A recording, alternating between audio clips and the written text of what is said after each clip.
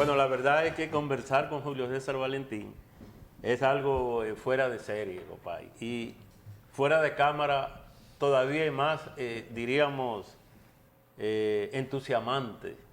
El diálogo con este hombre que sabe tanto de movimientos sociales y de situaciones no solo locales, sino también internacionales, porque eso es fuerte, ¿no? Asuntos internacionales. Y yo antes de entrar en eso, en algún detalle de esa naturaleza, quiero solamente, Julio César, que usted nos explique a la teleaudiencia, a nosotros, el formato de la actividad de mañana. Vi la que se hizo en la biblioteca de la UAS, en la capital, y excelente, extraordinaria. ¿Cuál es el formato de esa actividad mañana? Y por último, la finalidad de ese libro. Bueno, el formato, mañana ponemos en circulación en Santiago, nuestro querido Santiago, la hora, los movimientos sociales dominicanos en el siglo XXI, de nuestra autoría, sobre cuyos fenómenos hemos estado comentando. Y el formato es un formato no tradicional. Serán los comentarios de dos personas que fueron parte de las redes de organizaciones que nutrieron algunos de esos movimientos. Juan Castillo, de la Fundación Solidaridad, es decir, un promotor social, de más de 30 años en organizaciones no gubernamentales, con vínculos en organismos internacionales, pero también en municipios y tal. Y Raquel Rivera, quien es una destacadísima activista social, la conozco desde los años 80, en redes de organizaciones populares, culturales, juveniles, comunitarias, ella en la zona de la Yagüita de Pastor o Mirador Sur, nosotros en Bellavista, Pastor y otras localidades, digamos, la otra banda, en fin. Y ellos, como en su experiencia de activista, bueno, pues vamos a dialogar, va a ser un diálogo breve, de no más de una hora, respecto de esos movimientos que no pueden quedar en el olvido y que deben ser analizados, como señala el prologuista, desde una perspectiva teórica, académica, sostenible. La finalidad del libro es, en primer lugar, analizar algunos de los movimientos sociales que destaco ahí. Menciono varios, casi una decena, pero destaco 4. 2 de naturaleza ambiental, cuyo discurso o exigencia era temas de naturaleza ambiental, como la lucha contra la construcción de la isla artificial en el malecón de Santo Domingo, en el gobierno de Leonel, aunque había sido firmado en el gobierno de Hipólito, y el de la cementera, que al final la presión del movimiento fue tan vigorosa y con aliados influyentes tan poderosos como, por ejemplo, todos los medios del Grupo Corripio, la Conferencia del Episcopado, toda la comunidad científica ambiental de República Dominicana se sumó a ese movimiento, gremios, asociaciones, artistas, se organizaron conciertos gratuitos. Todo esto fue señalando que en República Dominicana había una era de indignación, de ejercicio de ciudadanía. Y ese movimiento merece ser analizado. ¿Por qué en otros momentos, cuando se aprobó la ley de área protegida, se dieron acciones colectivas? O cuando el raw cash, ahí empiezan a aparecer las clases medias a visibilizarse como parte de los actores que reclamaban públicamente. El tema ambiental pasó a ser un tema de movilización. Pero luego viene 4% para la educación y Marcha Verde. Lo dejo hasta ahí porque hay otros movimientos posteriores que podrán ser estudiados por otros observadores o podría yo mismo, con más detenimiento, pero como yo vengo de ser un actor de la política democrática formal, era congresista y candidato en ese momento, entrar en el análisis podría afectar, por el tiempo reciente que tenía esa función, digamos, el incentivo a que se lea la obra. Sin embargo, lo hemos pretendido hacer desde una perspectiva analítica objetiva, desde varios enfoques analíticos. Uno desde la perspectiva del contexto, hay una teoría que se llama la estructura de oportunidades políticas. ¿Por qué el tema de la corrupción en la cadena humana movió 200 muchachos y por qué el otro caso miles y miles en todo el territorio? ¿Por qué cuando la ADP lanzó la campaña en 2008 de 1 millón de firmas para que se cumpla el 4% que lo establecía la ley y quienes lo promovieron la ley, que fue el contingente legislativo del PRD durante el gobierno de Leonel en el 98-2000, no pudieron cumplirlo, tampoco Leonel, pero llegó un momento en que maduró y el millón de firmas no salió más que de las aulas, de las escuelas. Sin embargo, en el trimestre del 2010, aquellos fueron antecedentes que fueron formando, pero cuando entraron los jóvenes que estaban en Gonzalo, los haitises, los jóvenes de la Isla Artificial, los jóvenes de la Contraferia contra Leonel, los jóvenes que estuvieron protestando por distintas razones, el movimiento o el grupo Estoy Harto por mi país, el grupo La Multitud, que eran jóvenes de clase media de universidades privadas, se fueron acumulando todas esas entidades y actores, pues ya en el último trimestre, el 4% por la educación llamaron a un piquete, a una movilización con un símbolo, el color amarillo.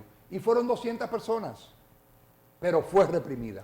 Valentín. Y eso, dio una visibilidad tal que abrió lo que yo denomino, o que denominan los estudiosos de la ciencia política, una estructura de oportunidades políticas. Pero también, dispénsame Bélica, pero también el otro enfoque teórico es el enfoque de las estructuras de oportunidades políticas. Cómo se movilizaba la gente en los 80 y cómo la gente participa hoy. ¿Cuáles sujetos sociales o actores sociales se movilizaban en los 70, 80, 90? ¿Y quiénes se movilizan hoy? ¿Por qué hoy es más fácil hacer visibles las demandas? Mientras aquellas protestas te metían un pliego de demandas, 10 demandas, los movimientos sociales te plantean un solo tema, lo que hace más digerible, más fácil y te aproxima a que la ciudadanía participe. Pero son movimientos no violentos, son pacíficos, ordenados, y familias enteras se suman a estos movimientos sociales. Antes de Bélgica, para que complete la idea, pregunté del formato de la actividad de mañana, será en el sitio, será la hora. Bueno, será en la UAS, aquí en la Barranquita, en Santiago. En la Barranquita. En la Barranquita, Recinto Santiago. Será un panel de 3 personas, 2 personas que vienen del movimiento social, pero que también son profesionales. ¿A qué hora? A las 7 de la noche, pero vamos a comenzar puntual. Es decir, que invitamos a los amigos y amigas de Santiago a que participen, han confirmado una gran cantidad. Es un espacio muy retador, un espacio de casi 400 lugares, asientos, y nosotros pretendemos que una parte de los invitados concurran para que conozcan más detalles de lo que plantea este libro y la perspectiva de quienes van a estar en el panel. Sería, Bélica, es un reto. Oye lo que voy a decir. Cuando recibí la invitación, yo dije, pero es un reto. Coger para aquel lado no es fácil, porque hay que ir montado, nadie puede coger a pie para allá. Diferente que si fuera aquí en el salón que hay próximo aquí al monumento, por ejemplo, ¿verdad? Es un reto que tiene Julio César Valentín y yo creo que el resultado se verá mañana. Valentín, saliéndonos un poco del libro, yéndonos a la política partidista, pero volviendo al libro, se interpretó lo mismo de la Fuerza del Pueblo cuando fuiste a ver a Leonel Fernández, que era un paso, que era una visita para un paso a esta organización con Leonel Fernández. Y así lo expresaron incluso de la misma Fuerza del Pueblo. Mira, la primera persona que yo le entregué el libro fue al prologuista. ¿A quién? Al prologuista, el que hizo el prólogo, que es el director de la Escuela de Sociología de la UAS, y que invito a leer el prólogo para que tengan una clara orientación de qué va el libro y el tipo de contribución según él. La segunda persona fue Danilo Medina. Pero no salió en la foto. Es el problema que yo no fui que publiqué esa foto. Pero si yo se lo entrego, por ejemplo, a Minú, que es mi hermana, y no sale... yo pensé que tú la publicaste. No, yo no porque un tema no lo dijo que... No. Pero si se lo entrego a don Eduardo Estrella, que me quitó mi comida, ¿por qué no entregárselo al doctor Leonel Fernández, que es un intelectual que tú no puedes coincidir con él políticamente? Alguien me decía, pues te va. Digo, cuando yo me vaya, porque voy a formar un partido y va a ser de izquierda. Entonces, me inscribe. Sí, pero no, o sea, aquí hay que aprender que la tolerancia es un valor. ¿Por qué si Manuel Salazar, el líder del Partido Comunista del Trabajo, Virtudes Álvarez, que me iba a hacer el comentario era María Teresa Cabrera, que estuvo en los 4 movimientos o como aliado influyente o como activista, o como organizadora, como vocera? Y ella es del Partido Comunista del Trabajo, del Frente Amplio, no es de mi partido. Pero ellos tienen la tolerancia de llevarme a su local de su partido a hablar de temas y a enfrentarme. Pero me aceptan, no me persiguen por eso. Entonces, ¿cuál es el problema de ir donde una de las gente que tiene una de las más grandes bibliotecas de este país? O ir donde Narciso Isaconde me hace a mí ser miembro de los círculos camañistas o ser comunista. No. Hay que aprender a desmontarse eso. La convivencia entre ciudadanos es muy distinto a la competencia política electoral. Ya, si Abelito pierde, ¿se va del PLD? Sería una estupidez, porque Abel tiene una carrera exitosísima en el PLD, como lo tienen Margarita. Los vinchos es que lo dicen. Bueno, el problema es que hay personas que viven de amargura en amargura, y no creo que sean ellos. Hay una persona que yo nunca le he contestado, porque no lo merece. Cuando Pelegrín me contesta algo, yo le respondo. Cuando José Ricardo me contesta algo, yo le respondería. Incluso al doctor Castillo. Pero gente que anda sembrando odio, bilis, y él... No puede haber tantos momentos de amargura en una sola persona en tantos días del año. Entonces, yo no le presto atención a eso. Que digan eso, ¿qué te digo? ¿A qué va a haber para allá si tiene una organización política poderosa? Digo, debiera decirlo él, pero sería una estupidez, y él de estúpido tiene muy poco. Valentín, ya me están haciendo señas, pero no quiero dejar de hacer esta pregunta porque los motivos de la protesta, de los movimientos de los 80, 90, en los mismos 12 años, todavía existen. Alto costo de vida, la situación de la inseguridad ciudadana, hablamos también de todos los males que nosotros entendíamos cuando éramos estudiantes y que lo expresábamos en la calle. ¿Tú crees que como se está dando la situación en este momento, que son los mismos motivos, pudiese aparecer un movimiento que proteste en la calle por esa situación? Mira, es diferente porque en aquella época las organizaciones eran verticalizadas, eran muy estructuradas, éramos personas vinculados a línea política de masa de la izquierda, o del PRD o del PLD, que en ese momento tenía una retórica y unos compromisos de izquierda.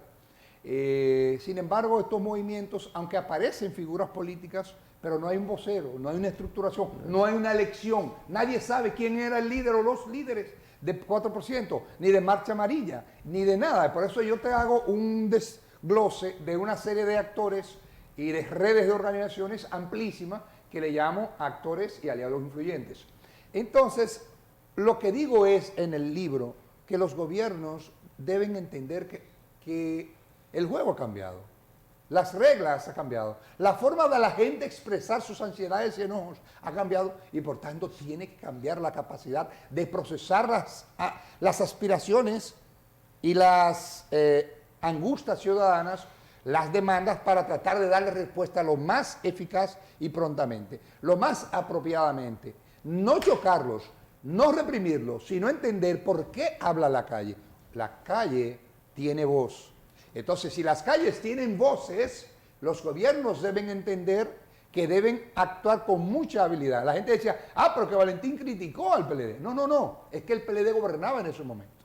Pero un movimiento social como un estallido, que puede ser parte del inicio de un movimiento social, como sucedió en Chile, o como sucedió en Colombia, que todo iba muy tranquilo, pero se envía una reforma fiscal y un estallido que la primera semana hubo 40 muertos.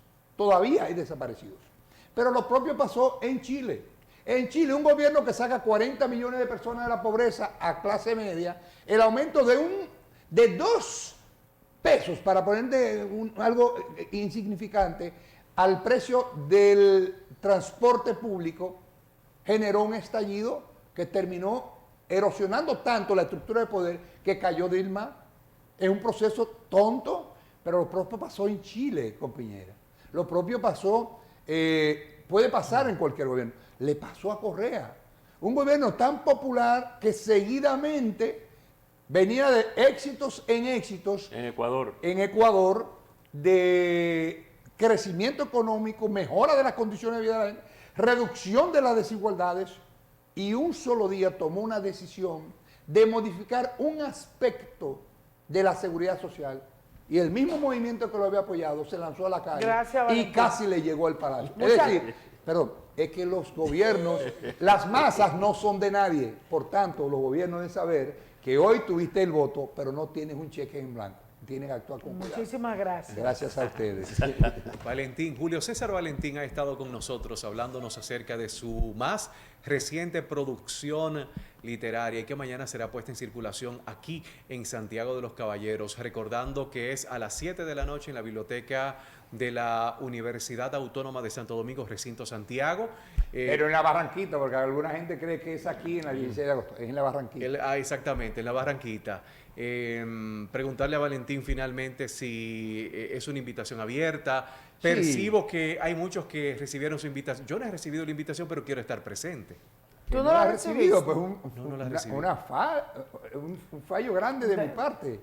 Seguramente. Sí, de seguramente. mi parte. Pero yo hice una lista y tú estabas. Pero que no me invites, eso no quiere decir que no estaré. Me gustaría que estés. Bueno, gracias, Julio César. Valentín ha estado con Culpa de nosotros. Bonilla y José de la Cruz. No. Esa es una pausa y volvemos. Sí, parte del equipo. Nos vamos a la pausa y